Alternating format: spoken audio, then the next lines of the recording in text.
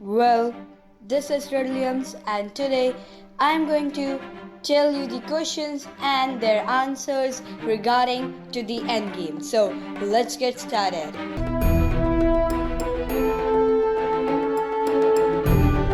So my first question regarding to the endgame is: can now the heroes use the time machine anytime they want? Well, we have Hank Pym. He can make Pym particles as much they want, and Hulk to operate the time machine. So, what they need more? We have everything, but are they going to use time machine? Yeah, they can. They can bring Black Widow from another timeline, but they are not going to do that. So, I don't think so that they will use it anytime they want. So if something happens dangerous like Thanos, maybe they can think to use it. Okay, so let's move to the next question. How did Thor went to the Asgard in 2012? As we know that because of Ant-Man and Iron Man, Loki got the Tesseract and teleported somewhere. Now, in 2012, how will be Thor going back to his home as the Tesseract has been taken away by Loki? The Bifrost is destroyed in Thor Part 1, so how will he go home? He has nothing to do but just pray. So this means Thor will never see his father again, but time doesn't work like that. So after this question, I will just tell you that how does timeline work in the MCU? So this is the third question, so let us begin. So Scott spent 5 years in the quantum realm. For him it was just 5 hours. So enter the quantum realm at a specific time, place, and travel through it and exit back to a reality that is a completely different place and time. So this means that whatever you do in the past can affect the events that have already happened in your timeline, because that's not quite your past anymore. So I hope you all understood this. If no, then please comment and I will make a specific video on it. So let's move to the next question. Will Thor ever get back into his normal shape? Well, many fans expected Thor to be magically be transformed back into his muscular shape when he called down his lightning before fighting Thanos, but that didn't happen. So, will he be back to his shape? Well, if he starts exercising in Guardians of the Galaxy Volume 3, maybe he can be. So my next question is, how did Captain America return the Soul Stone? Well, this question is asked by a lot of people, so let me just tell you that Red Skull tells Thanos and Gamora that he was cursed by the stones to play guardian and guide for the Soul Stone when he was stuck up into the space at the end of the first Avenger. Either the Red Skull has been the guardian of the Soul Stone for 76 years. Captain America can return the Soul Stone, but what will happen next when he will meet Red Skull? Are they going to fight? What will happen there? So, why Captain Marvel didn't wear the gauntlet instead of holding it? Well, she is extremely powerful, almost like Thor or maybe more. She had the gauntlet in her hand, ready to use it, but she didn't. She is the person who can handle the energies of the stones. But how come she didn't use it? Well, maybe this can be a reason for it. For saving her time, she thought to fly away towards the van as fast as possible instead of putting on it. Or this can be the real reason.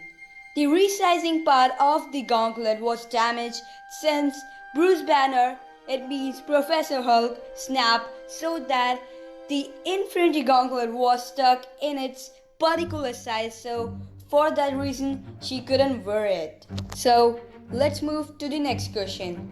how did Doctor Strange open the portal in the endgame for everyone? Did he lie to Tony in Infinity War that he cannot get them home when they were in the space? Stark, yeah, can you get us home? Yeah, I heard you. As he could not open it in Infinity War, so how did he open the portal in Endgame? Well, we all have the proof that Doctor Strange only opened those portals. As Spider-Man told us Come on, that. they need us. And then he started doing the yellow sparkly thing that he does all the time. What are you doing? So this clears that Doctor Strange did open the portal, but how? Was he lying to Iron Man and Spider-Man, or maybe there can be other reason for it? So let's move to the next question. How did Thanos manage to jump a spaceship and thousands of soldiers through the quantum realm with only one pim particle? There is a guy called Mo in his army. He was a great wizard. Thanos himself was a brilliant genius as well. Those two easily produced large number of pim particles and went through the quantum realm. But this one is little bit unclear. So let's move to the next question, which is how does Nebula have access to her future memories? Well, if changing the past doesn't alter change the future, then how do the memory of good Nebula from the present and evil Nebula gets the Avengers plan to steal the stones? Well, this is not quite an answer for this question, but still this is kind of confusing question, so let us move to the next one. How did Captain Marvel know where to find Tony Stark and Nebula? Well, there is a post-credit scene in Captain Marvel movie that looks as if it's a scene from Avengers Endgame. So that scene never appears in Avengers Endgame, but this is extremely important for understanding how Tony gets back home. So in it, Captain Marvel arrives at the Avengers headquarters where she meets Captain America, Black Widow, Bruce Banner and more. She finds out Nick Fury is missing and the scene ends.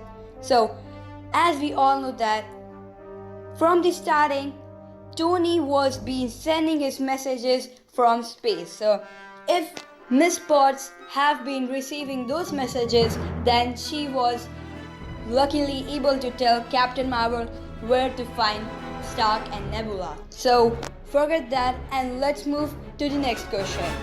Why is Captain America old at the end? Isn't he immortal?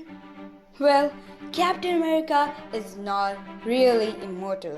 He does age normally. The reason Cap doesn't age between the events of Captain America First Avenger and the Avengers because he was buried in the ice. With Cap living his normal life with Peggy in past, he does ages normally and then becomes old at the end.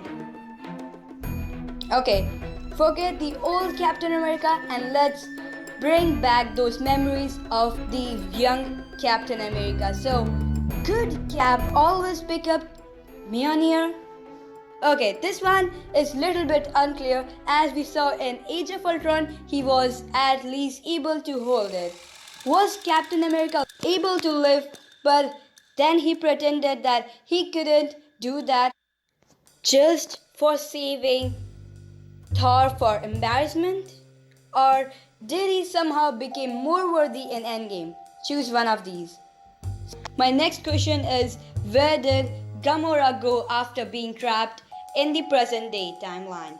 So, as we all know, in the end of Avengers Endgame, Star-Lord was trying to figure out where Gamora is. So, when Star-Lord came in his ship, he was just searching where she is. So, we know that Gamora wasn't at the Tony's funeral, so unsurprisingly, she don't even know him. So, she must have been somewhere gone after the battle.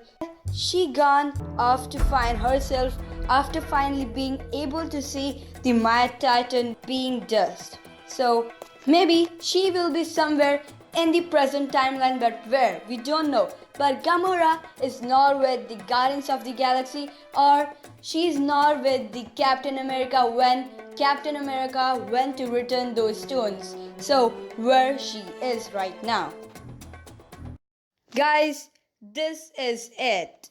I hope you all enjoyed in this video, but the questions and their answers are still remaining. So I will be back with some more amazing questions and their answers next week. So till now, see ya. Bye guys.